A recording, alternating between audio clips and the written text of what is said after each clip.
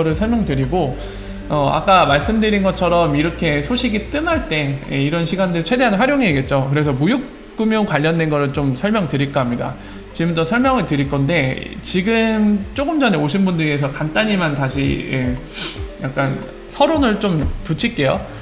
뭐냐면은 어차피 오늘날에 있어서 지금 XRP 브릿지 되는 거는 리테일 레미턴스입니다. 그 이유는 여러분들도 잘 아시다시피 유동성 문제 때문이죠. 유동성이 충분해야지 더 큰 금액을 처리할 수 있는데, 무역금융이나 트레이드 파이낸스나 또는 외환시장, 포린 익스체인지는 손도 못 대죠. 거기에는 굉장히 금액이 크죠. 그만큼 유동성이 돼야 되는데, 그만한 유동성이 안 되기 때문에 작은 리테일 레미턴스부터 키워갖고 유동성 확보하기에 지금 리플사가 스텝 바이 스텝을 밟아나가고 있는 거죠. 자, 그래서 나중에 이제 유동성이 커지게 되면 무역금융이나 외환시장도 처리할 수 있을 텐데, 그 중에 오늘 무역금융 관련된 거를 여러분들께 설명드리고자 합니다.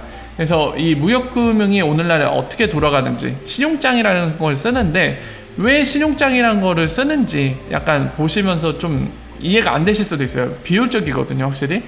그럼에도 불구하고 쓸 수밖에 없는 이유 역시 여러분들이 알게 되실 겁니다.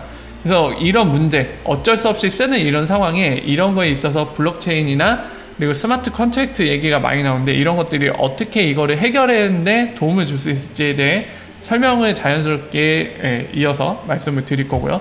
이거를 이해하게 되시면은 나중에 이제 트레이드 파이낸스 관련된 XRP가 아니더라도 또는 리플사가 아니더라도 다른 블록체인들이 그쪽에 진입을 하게 되면 관련된 소식에 대해서 이해하시는데 굉장히 수월하실 겁니다.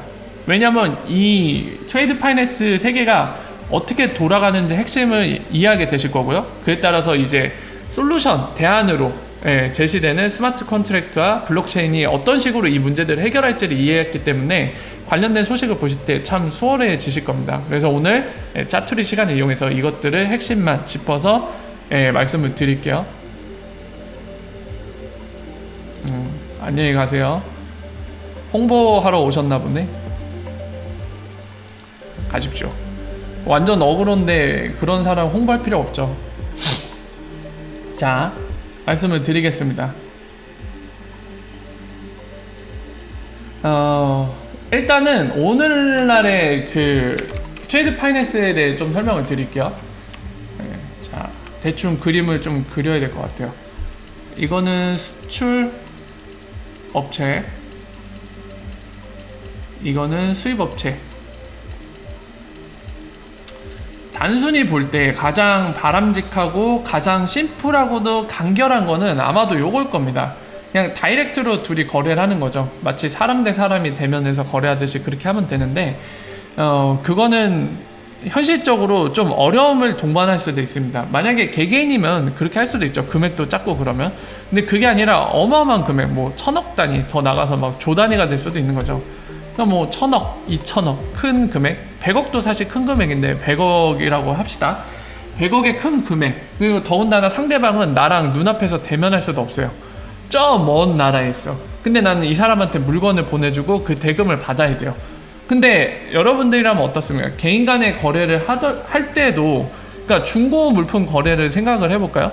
우리가 중고나라에 물품을 거래하기에 올립니다. 제가 쓰던 물건을 적정 가격을 책정해 갖고 올려요. 이거 필요하신 분 사가십시오. 그럼 누군가한테서 전화 옵니다. 근데 나는 그 사람 누군지 모르죠.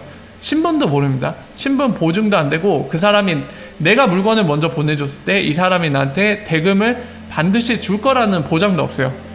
이런 굉장히 서로 의심해야 되는, 그리고 거래를 성립시키기 위해서는 어느 정도 믿기 힘든 상황인데, 믿었을 때 상대방이 뒤통수를 치면 내가 불이익을 받는데, 그런 상황에서도 믿음을 서로, 신뢰를 강제적으로 하지 않으면 거래가 진행이 안 되죠. 그래서 간단히 말씀드리면 에스크로 같은 거를 방법을 써서 거래를 하기도 하죠. 안전거래라고 우리 보통 부르는데, 그런 것처럼 지금 이 업체 간의 거래 역시도 그런 딜레마를 안게 됩니다. 그래서 이들이 생각해낸 방법이 무엇이냐, 바로 오늘 설명드릴 이 LC라는 겁니다. 이거는 LC라고 적는데 이거 약자예요. 레터 오브 크레딧의 약자예요. 그래서 우리나라 말로 이거를 신용장이라고 부릅니다. 자, 그래서 이거를 활용하는데 어떤 식으로 흐름이 이어지는지 보여드릴게요. 이쪽은 수출 쪽 은행, 그러니까 수출 업체가 이용하는 은행이고요. 이쪽에도 하나가 있어야겠죠. 누구죠? 네, 수입업체 쪽이 이용하는 은행입니다. 당연히 이 사이는 국가가 다르겠죠. 네, 수출입이니까. 자, 보십시오. 순서는 이렇게 됩니다. 이제 당연히 서로 이제 필요한 물건이 있고, 그 물건을 수출해서 돈을 벌고자 하는 업체, 바로 수출업체고, 물건을 필요로 해서 대가를 지불하고 살 업체, 수입업체겠죠. 이들이 서로 이제 뭐 서로를 찾다가 서로 이제 조건이 맞아갖고 거래를 시작합니다. 이 바로 계약이겠죠. 계약을 하겠죠. 자, 계약이 성립되면은 지금부터 어떻게 처리되냐면요, 물건을 바로 보내지 않습니다. 바로 신용장이란 걸 만들 거예요.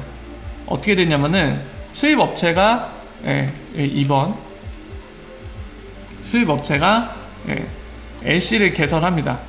바로 신용장을 개설해요. 그럼 수입 쪽 은행이 수출 쪽 은행한테 이 LC를 넘겨줍니다. 신용장이죠. 그러면은 이거를 받아다가 수출 업체한테 넘겨줘요. LC를. LC의 의미는 뭐냐면은 그겁니다. 보증을 한다는 의미죠. 이 수입 쪽 은행이 이 수입 업체에 대해 보증을 해주겠다는 겁니다. 신용을 보증해주겠다는 거예요. 이 의미는 뭐냐면, 우리 막 실생활에서 그런 얘기 많이 듣잖아요. 연대 보증해주면 뭐 인생이 패망할 수도 있다, 절대로 해줘서는 안 되는 거다, 막 이런 얘기 하죠. 실제로 그런 얘기가 나오는 이유는 연대 보증, 뭐 보증 같은 거 해주다가 보증해준 사람이 튀어버리면, 아니 난 믿고 해줬는데 이 사람 튀면은 내가 그걸 대신 부담해야 되잖아요. 똑같습니다. LC도 똑같아요. 만약에 수입업체가 대금을 지급을 안 한다, 수출업체한테, 그러면 수입 쪽 은행이 대신 그 대금을 지급해주겠다는 보증서예요. 그게 바로 신용장입니다. 우리 실생활에서 보증이라고 얘기한 것과 동일합니다. 그 보증서예요. 똑같아요. 예. 그래서 일단 이거를 받게 됩니다. 그러면은 이제 돈을 만약에 수입업체가 주지 않을 경우, 수입 쪽 업체가 쓰는 은행에서 이 사람이 먹튀, 이 업체가 먹튀하면 우리가 대신 돈을 줄게, 걱정하지 마, 거래 시작하자, 이 증서를 줬잖아요. 그러면 수출업체가 이때 물건을 보내게 되죠. 보통 이제 배나 뭐 비행기를 이용해서 보낼 때 선적한다고 하죠, 물건을. 그래서 선적이라는 표현을 쓰겠습니다. 이제 보내기 위해서 이제 준비를 해서 보내겠죠. 그러면 이때 이제 네고시에이션이라고 해요. 보통 우리 뭐 협상 이렇게도 표현을 하는데, 그 우리나라 말로 약간 표현하기 좀 어렵습니다. 어쨌든 이제 대금을 요구하는 거죠. 보냈으니까 관련 서류, 선적한 증명서 같은 게 있겠죠. 예를 들면은 배를 이용하면 그러니까 배를 운영하는 업체들도 있거든요. 뭐 수출업체가 본인들의 배를 직접 보유해서 쓰는 경우도 있지만, 우리나라 같은 경우는 그런 제한이 걸립니다. 여러분들 되게 재밌는 거는, 돈이 많으면요 본인들이 항공기도 사고 배도 사갖고, 야 뭐하러 이런 배 운송업체들, 전문적으로 운송만 하는 배를 보유해서 이런 업체한테 맡기냐. 돈이 많으면 우리가 직접 운송회사를 차리던지, 아니면은 직접 배를 사갖고 우리가 직접 우리 배에 실어서 보내면 되지, 뭐 이렇게 생각하실 수 있잖아요. 근데 현실은 또 그렇게 만만치 않습니다. 다른 나라는 어떨지 모르나 우리나라 같은 경우도요, 그 자격 제한이 걸립니다. 그러니까 아무나 그런 배를 막 보유해갖고 운송을 할 수 있는 게 아니에요, 또. 그래서 이런 제약사항들 때문에 대부분의 대기업들이 그냥 운송회사를 이용합니다. 뭐 되게 여러 가지가 있어요. 장기 계약을 해갖고 막 10년, 15년 정도를 어떤 특정 가격, 중간에 뭐 가격 제협상을 뭐 옵션으로 넣을 수도 있겠지만, 그런 회사 계약을 해서 그 정해진 액수에 따라서 정해진 기간 동안 대신 운송을 해줍니다, 맡기면은. 그리고 뭐 단기 계약도 있고요, 중기 계약도 있고, 그냥 일회성 계약도 있어요. 똑같아요. 웬만한 시장 수요 공급에 의해 창출되는 시장과 동일한 방식으로 운영이 됩니다, 여기도. 어쨌든 그런데, 그래서 이제 말씀드리고 싶은 건, 수출업체가 되게 이제 맡긴다, 운송업체. 그래서 관련 서류도 아까 얘기하던 거, 뭐 어떤 운송업체, 어떤 배들이 다 네이밍이 있거든요. 그 배에 언제까지 통해서 뭐 언제 그쪽에 어떤 항구에 도착한다, 뭐 이런 식으로, 이런 정보들, 그 안에 물품은 뭐고, 막 이런 것들 선적해서 보냈다는 증명서를 이쪽에 보내게 됩니다. 그럼 어떻게 되죠? 이거를 전달을 하겠죠. 돈을 먼저 줍니다. 그 증명이 되면 이쪽에서 돈을 지급을 해줘요. 돈을 지급하고 이 은행이 수입 업체 쪽 은행한테 관련 서류를 전달해 줍니다. 그럼 이쪽은 서류를 받아다 얘한테 돈을 내놓으라고 해요. 그러면 확인하고 이제 돈을 주고 이렇게 돈을 주게 됩니다. 이렇게 정리해서 끝나게 되거든요. 이런 식으로 운영이 돼요. 근데 여러분들 되게 재밌는 거는 일단은 강제적으로 신뢰관계를 요구를 하고 있죠. 그러니까 이 다이렉트로 하는 거는 아까도 말씀드렸지만 너무 멀리 있는 상대방이기 때문에, 그리고 심지어 직접 마주친 적이 없는 첫 대면하는 업체일 수도 있어요. 서로 간에 이 업체랑은 거래해본 적도 없어, 이번이 처음이야. 그럴 경우에는 굉장한 리스크를 느낄 수밖에 없겠죠. 만약에 먹튀를 하면 어떡하나. 수출업체 쪽 입장에서 내가 물건 보냈는데 수입업체가 돈을 안 주면 어떻게 해, 대금을. 또 걔가 악의적으로 돈을 안 주더라도 부도나면 어떻게 할 거야. 그 돈 누가 지급해. 이런 여러 가지 리스크를 안겠죠. 뭐 근본적으로 이제 대금 지급의 문제긴 하지만요. 상황 설정은 뭐 여러 가지 생각해 볼 수 있습니다만. 자, 수입업체 쪽에서는 물건이 품질이 안 좋거나 또는 본인이 대금을 지급했는데 방금 얘기했듯이 물건 빈 상자다. 이런 문제 발생하면 어떡합니까? 서로 간에 굉장히 곤란하겠죠. 돈을 주기가 무섭겠죠. 그래서 이러한 약간 신뢰 관계에 있어서 강제로 요구하는 이런 상황이 발생하다 보니까 제3자가 신용을 보증하는 쪽으로 사람들이 연구를 하게 된 거죠. 그 중에서도 그냥 다른 기업이면은 그냥 3자의 기업이 보증을 서주게 되면 약간 특별한 의미가 없어지게 되겠죠. 왜냐면은 그냥 기업일 뿐이지 그 사람이 뭔가 주도적인 역할을 한다거나 또는 법에 의해 뭔가 더 강제성, 의무성을 지닌 뭔가 그런 특별한 존재는 아니기 때문이죠. 그래서 결국에는 방금 얘기한 그런 단점들이 있는 제3자 기업이라던가 3자의 주체를 통하지 않고 은행을 선택하게 된 겁니다. 은행 입장에서는 뭔가 어차피 재무적으로 이 사람들은 엄청난 자금을 굴리고 있고요. 그리고 보통 업체들은 본인들이 주거래 은행으로 쓰는 곳과 계속해서 거래를 하고 있죠. 그리고 은행을 통하면 그 은행을 통해서 상대방 기업에 대한 정보도 알 수 있겠죠. 이 사람들이 재무적으로 튼튼한지 아닌지. 그러니까 여러모로 은행에서 함부로 신용보증을 서주진 않습니다. 당연히 재무적으로, 회계적으로 뭔가 얘네들이 튀지 않을 것 같다 하는 애들을 신용장으로 보증을 서주지 아무나 서주는 건 아닙니다. 애초에 이런 단점들을 이제 은행을 통해서 극복을 할 수 있는 거죠. 그래서 은행을 통할 경우, 신용장을 쓸 경우에 수출업체 입장에서는 먹튀를 안 당할 수 있죠. 그런 리스크가 사라집니다. 그리고 수입업체 쪽에서는 당연히 이 과정에 있어서 물건들 중간에 선적이라던가 이런 것들 검증받는 로직이 들어가게 되죠. 그래서 양방 간에 어느 정도 단점들이 보완된 상태로 무역, 금융을 사용할 수 있게 되는 거죠. 자, 근데 여기서 문제는 뭐냐면은 이 일련의 과정들이 첫 번째로 너무 길다는 겁니다. 길고 시일이나 이런 뭐 확인하는 과정, 지금 화살표만 봐도 굉장히 많죠. 한 10개 정도 되는데요. 이거에 있어서 굉장히 시일이 많이 걸린다는 거죠. 이 문제를 해결해 줄 수 있는 게 바로 스마트 컨트랙트와 블록체인입니다. 스마트 컨트랙트 여러분들도 잘 아시다시피 일련의 과정들 조건이 만족되면 자동으로 이행하게 만드는 거거든요. 근데 지금 오늘날에 있어서 이런 확인하고 컨펌하고 거기에 대한 처리를 하는 거는 은행들이 각기 또는 업체들이 각기 이것들을 확인하고 사람에 의해서 진행이 되기 때문에 굉장히 느리고 때로는 확실치 않은 불확실성이 존재를 하거든요. 오류가 발생하기도 합니다, 실제로. 그래서 이런 것들을 자동으로 정해진 조건에 의해 처리될 수 있게 해주는 게 바로 스마트 컨트랙트의 장점이고 기능 중에 하나입니다. 그래서 이런 것들을 시일과 비용에 있어서 단축을 시켜줄 수 있는 거죠. 사람에 의해 생길 수 있는 오류라던가 사람에 의해 진행이 더딘 점들, 이런 것들 바로 스마트 컨트랙트로 보완이 가능하겠죠. 그래서 바로 무역금융에 있어서도 이 각광받는 이유 중에 하나가 바로 지금 말씀드린 부분입니다. 스마트 컨트랙트의 효율화가 될 수 있다, 이런 부분이 있겠죠. 그리고 지금 보시는 것처럼 참 재밌는 거는 여러분들이 보셔야 되는 게 이 금액이 넘어가는 게 1, 2, 3 이런 식으로 넘어가는 게 아니죠. 보셨다시피 끝에서 먼저 받아버립니다. 그죠? 이런 관계에 대해서 잘 아셔야 됩니다. 이거 어디서 많이 들었죠? 엑스라피드.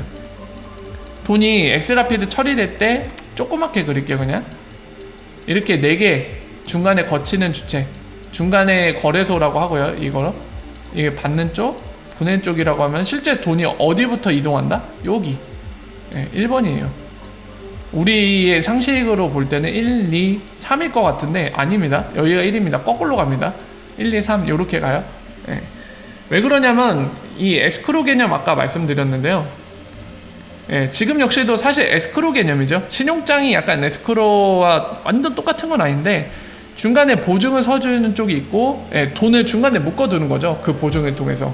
우선 대금을 받아야 될 쪽이 먼저 받게 되는 거죠. 이 모든 조건들을 다 지킨 게 확인이 되면요. 중간에 거래자들에 의해서. 마찬가지로 이렇게 처리되는데요.